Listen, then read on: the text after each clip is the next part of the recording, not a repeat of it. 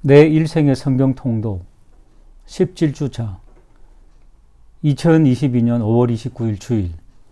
오늘도 주님의 평강을 기원드리며 욥기 14장에서 17장까지를 요약하겠습니다. 욥기 14장은 욥이 하나님 앞에서 인생의 연약함을 토로하며 하나님의 구원을 호소합니다. 13절에서 14절입니다. 주는 나를 스올에 감추시며 주의 진노를 돌이키실 때까지 나를 숨기시고 나를 위하여 규례를 정하시고 나를 기억하옵소서. 장정이라도 죽으면 어찌 다시 살리까? 나는 나의 모든 고난의 날 동안을 참으면서 풀려나기를 기다리겠나이다. 욥기 15장입니다. 욥을 향한 친구 엘리바스의 두 번째 논쟁입니다. 그는 욥이 당한 재난은 욥이 행한 특정한 죄와 연관이 있음을 입증하려 합니다. 14절에서 16절, 사람이 어찌 깨끗하겠느냐? 여인에게서 난 자가 어찌 의롭겠느냐?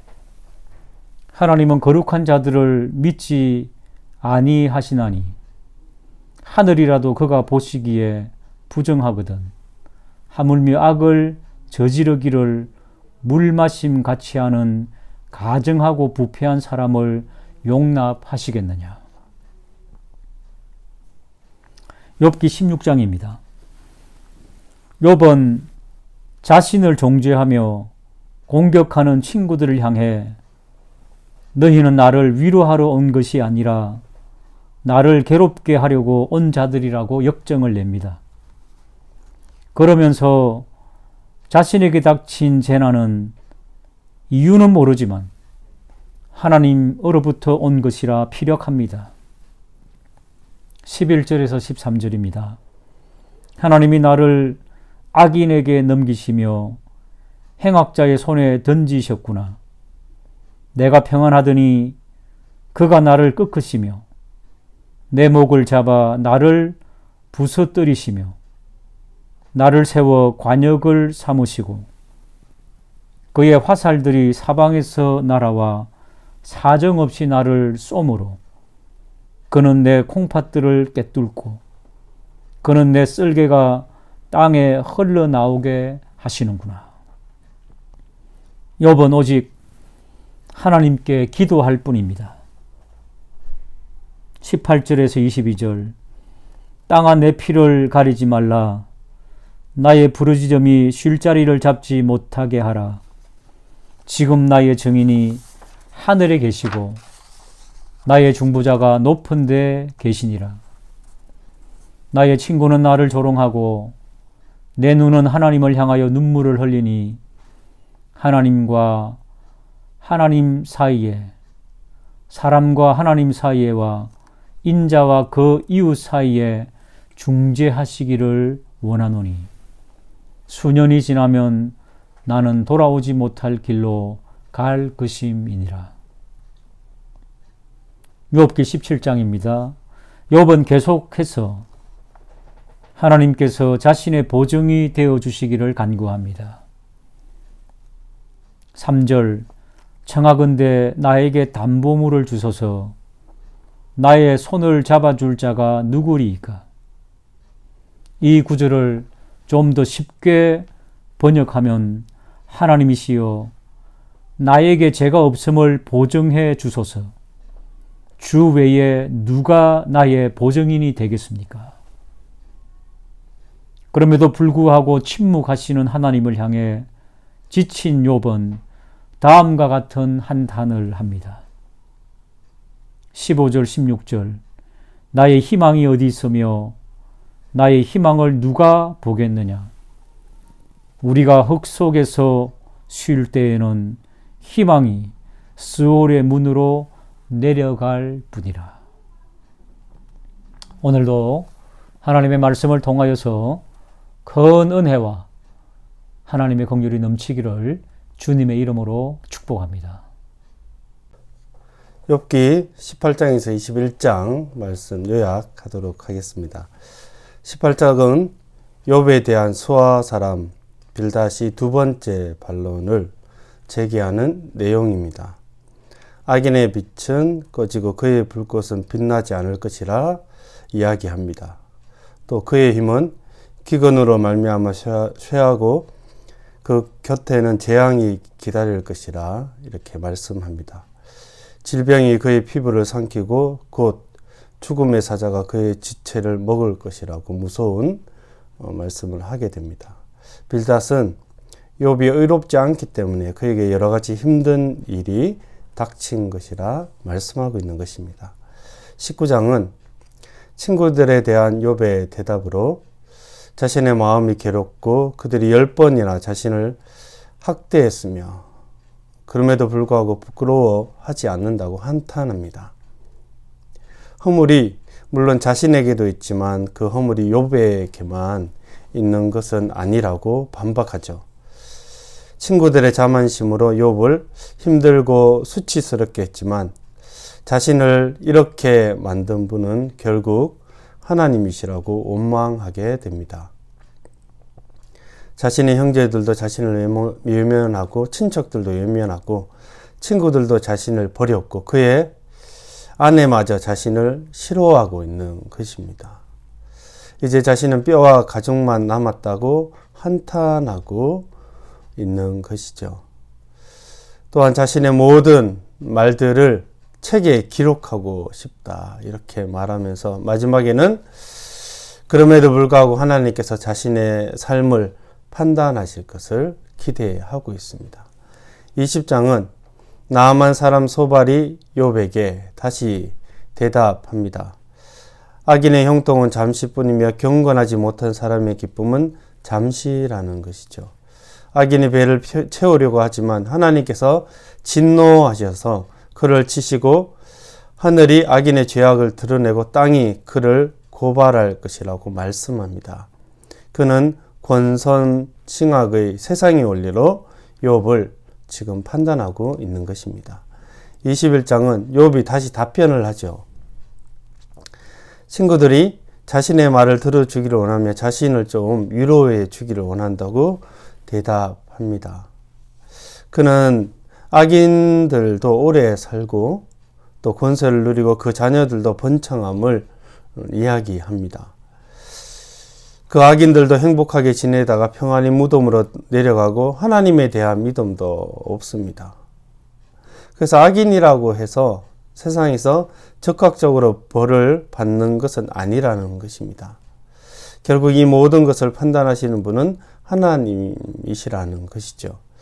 반드시 악인은 심판을 받지만 하나님의 뜻 가운데 하나님께서 심판하시는 고난이 있는 것입니다. 그래서 친구들에게 자신을 비판하기보다 위로해 주기를 원하는 것입니다.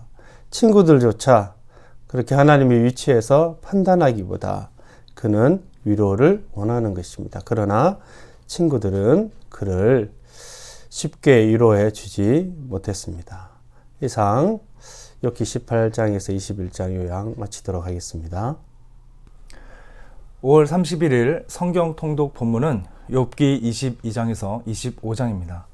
22장은 넓게는 욥과 그의 세 친구 그리고 참관자인 엘리후 사이에 욥이 당하는 고난의 원인을 규명하는 논쟁이 이루어지고 있습니다. 그러나 우리가 알듯이 온전한 결론은 나오지 않고 결국 하나님께서 교훈의 말씀을 해주고 계시죠.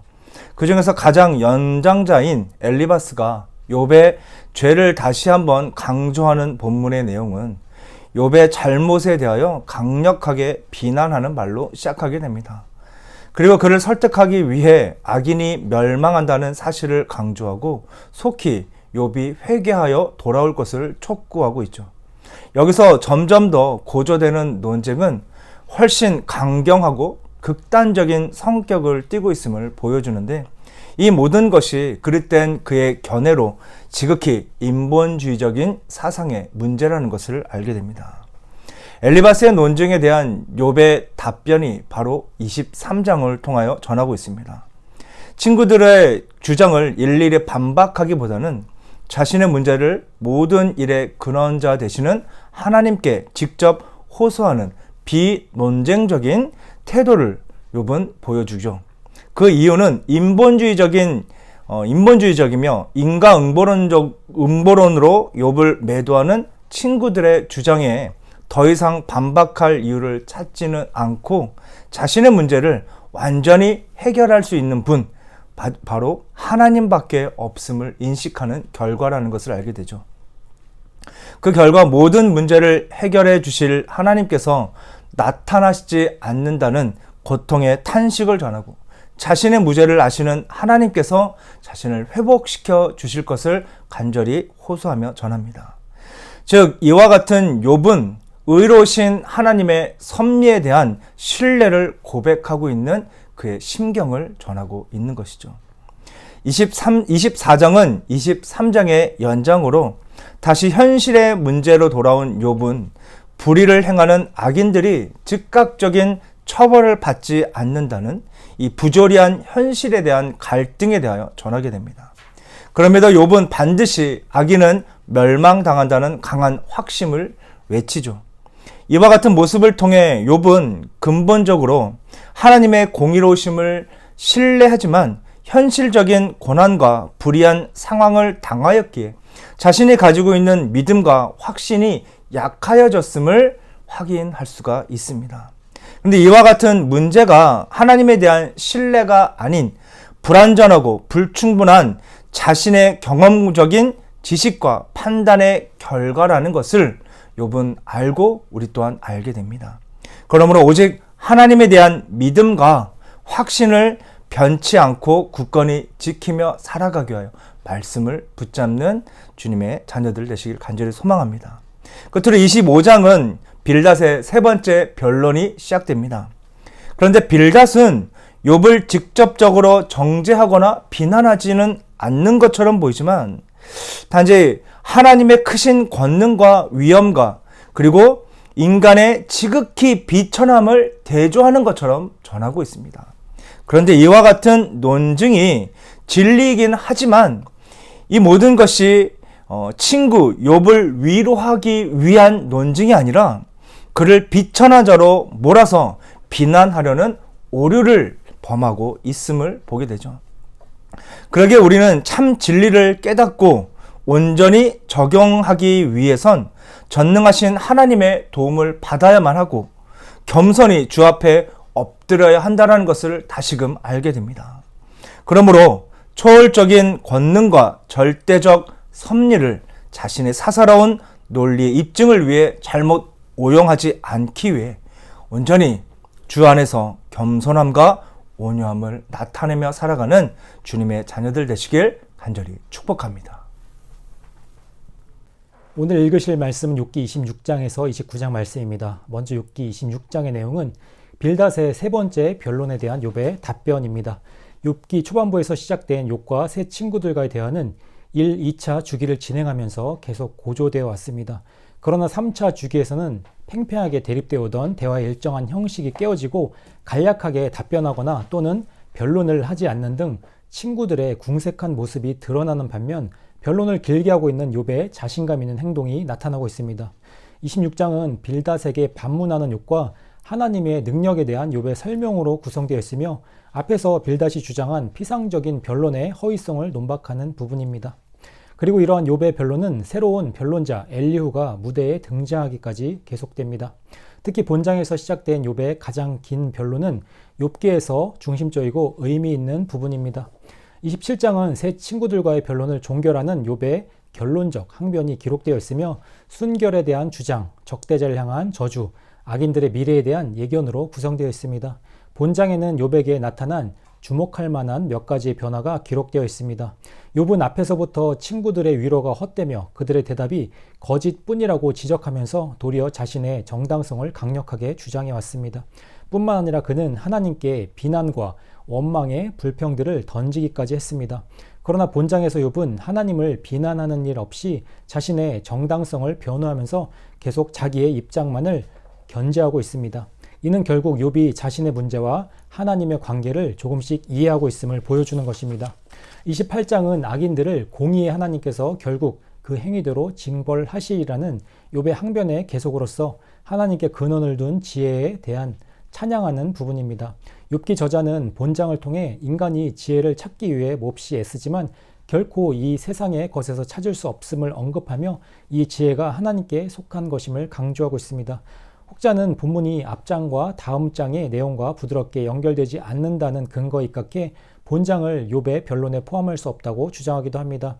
그러나 본장이 욥기 저자가 의도한 사건 전환의 분기점이라는 사실과 본장에 언급된 사항이 욥의 이전 변론과 내용이 유사하다는 점을 볼 때 이는 욥의 변론임이 분명합니다. 이 세상에서 부딪히는 모든 문제가 인간 이성의 철학적이고 경험적인 현실 인식으로는 해결될 수 없고 오직 하나님께서 계시하시고 가르치신 뜻에 순종할 때에만이 해결됨을 교훈하고 있습니다. 29장은 총괄적인 욥의 변론을 언급한 부분으로서 욥 자신의 심정을 그대로 표현한 독백입니다. 본장에서는 욥 자신이 번영했던 과거를 회상하는 장면이 기록되어 있습니다. 이를 세부적으로 살펴보면 하나님의 보호와 친밀한 교제에 대한 회고를 언급한 전반부와 사람들이 자신에게 나타냈던 칭송과 존경에 대한 회고를 기록한 중반부, 그리고 사랑과 공의를 행하던 자신의 지도자적 위치에 대한 회상을 묘사한 후반부로 구성되어 있습니다. 욥은 이와 같은 과거의 회상을 통해서 자신이 과거에 불의함이 없었음을 제시하므로 자신이 불의하다고 하는 친구들의 주장을 반박하고 있습니다. 네, 안녕하세요.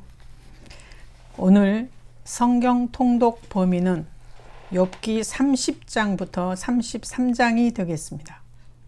먼저 30장입니다. 본장은 크게 두 단락으로 구성되어 있습니다.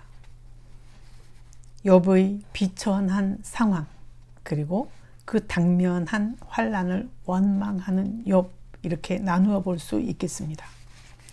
본장 서두는 그러나 이제는으로 시작합니다. 그러나는 앞의 문장과 뒤에 올 문장이 상반될 때에 이어주는 접속 부사로 앞장과 이어서 그 반대의 상황이 전개될 것을 예측하게 합니다. 앞장에서는 형통할 때의 삶을 욥이 추억했습니다.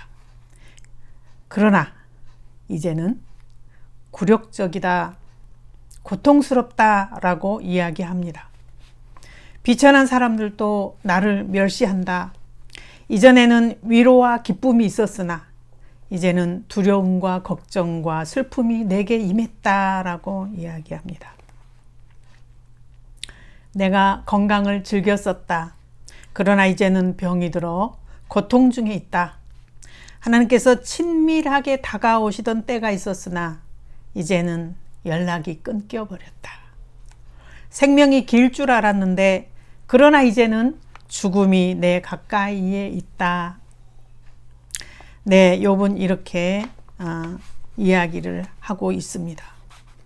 그러하면서도 욥은 24절에서 이런 고통들이 무덤까지는 따라오지 않으리라고 말합니다.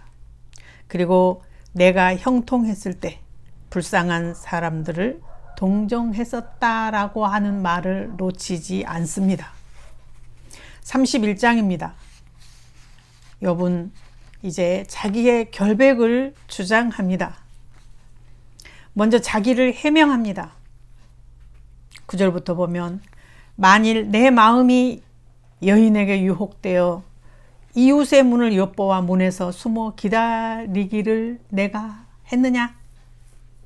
16절 보면 내가 언제 가난한 자의 소원을 막았거나 과부의 눈을 실망하게 했던가?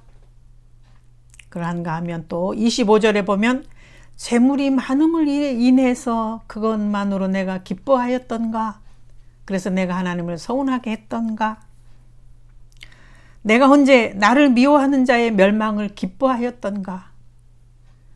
내가 나그네를 홀대한 적이 있었던가? 라며 흔한 우리의 말로 하노라고 했다는 말을 이어갑니다. 욥은 이렇게 하나님 앞에서 순전했음을 주장합니다.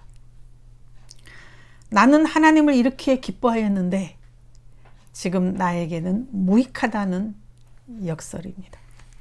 32장입니다. 욥의 친구 엘리후가 입을 엽니다. 그는 친구들에게 말합니다.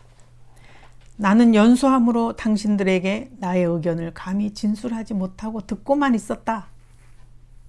엘리후는 참 점잖고 겸손하다는 것을 볼 수 있습니다. 좋은 의견이 있어 말을 하고 싶으나 주위 사람들에게 예를 갖출 줄 아는 사람이라는 뜻입니다.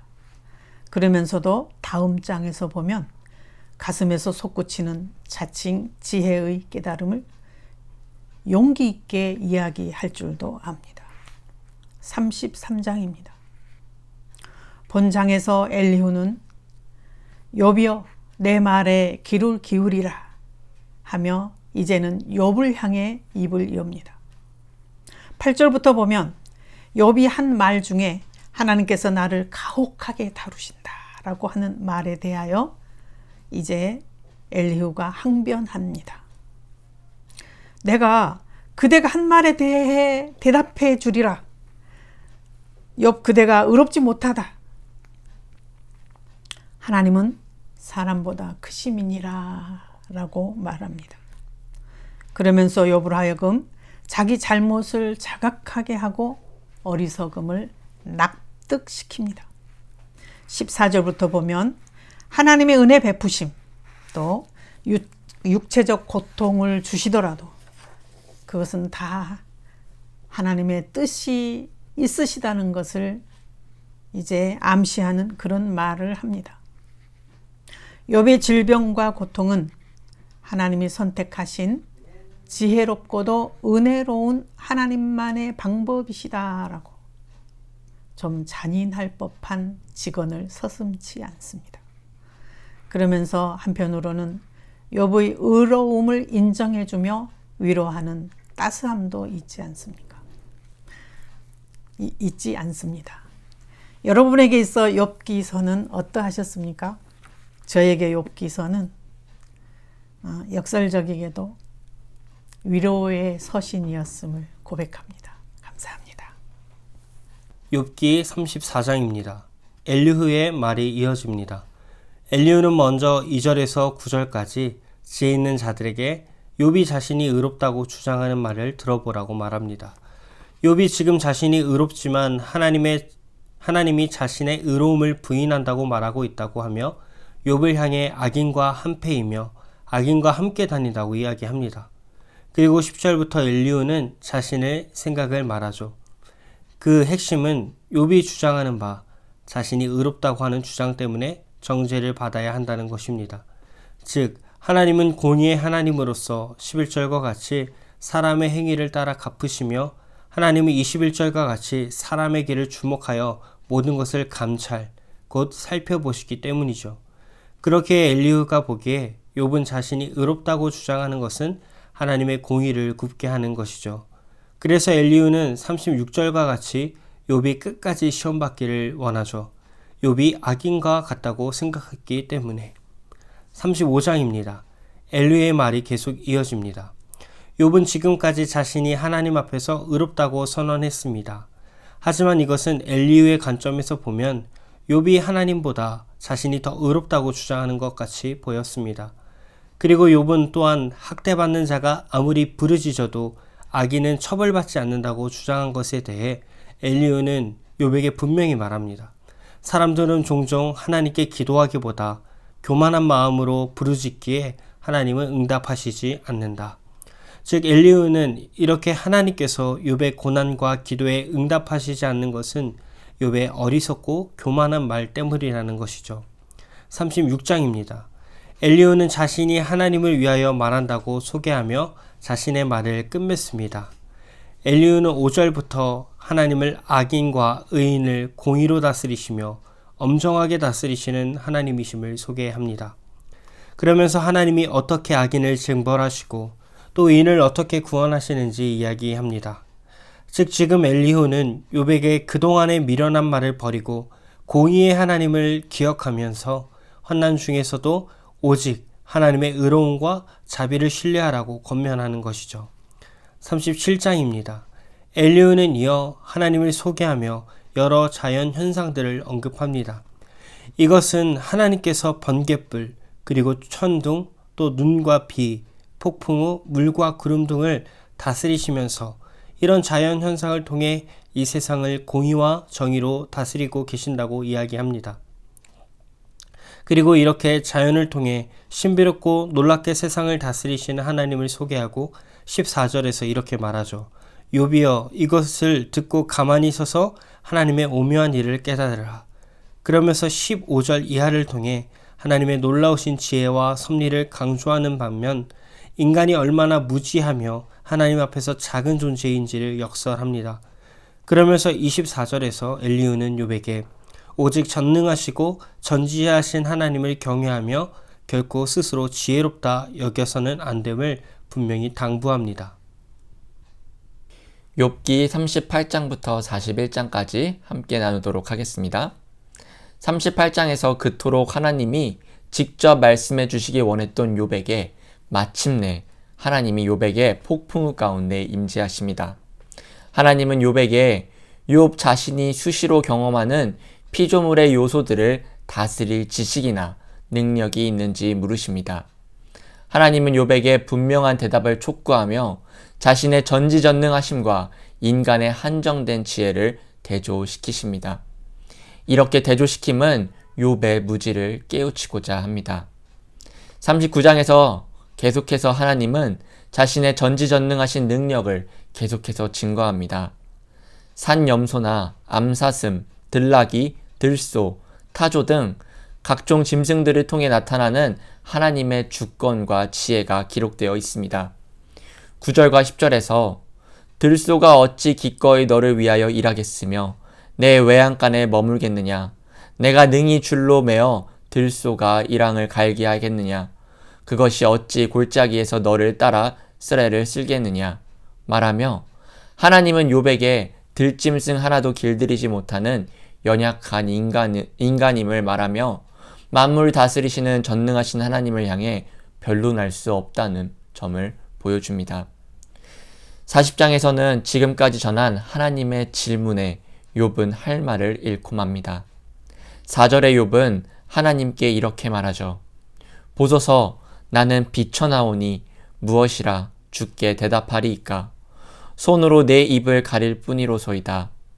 그리고 5절에 침묵을 다짐합니다.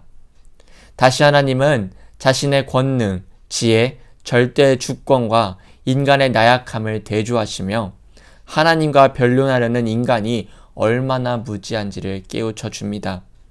특별히 하나님은 15절부터 소같이 풀을 먹는 베헤못을 언급합니다. 베헤못은 하나님이 만드신 것 중에 으뜸으로써 사람의 힘으로는 제압할 수 없다는 것을 보여줍니다. 41장 1절에서 하나님은 베헤못 다음으로 리워야단을 말하며 리워야단 하나 제어하지 못하는 유한한 능력을 지닌 인간이 창조주께 대해 변론을 판다는 것은 온당치 못한 일이라는 점을 보여줍니다.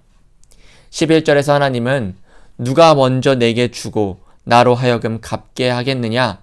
온 천하에 있는 것이 다 내 것이니라 말하시며 하나님이 창조주이시며 통치자이심을 보여줍니다.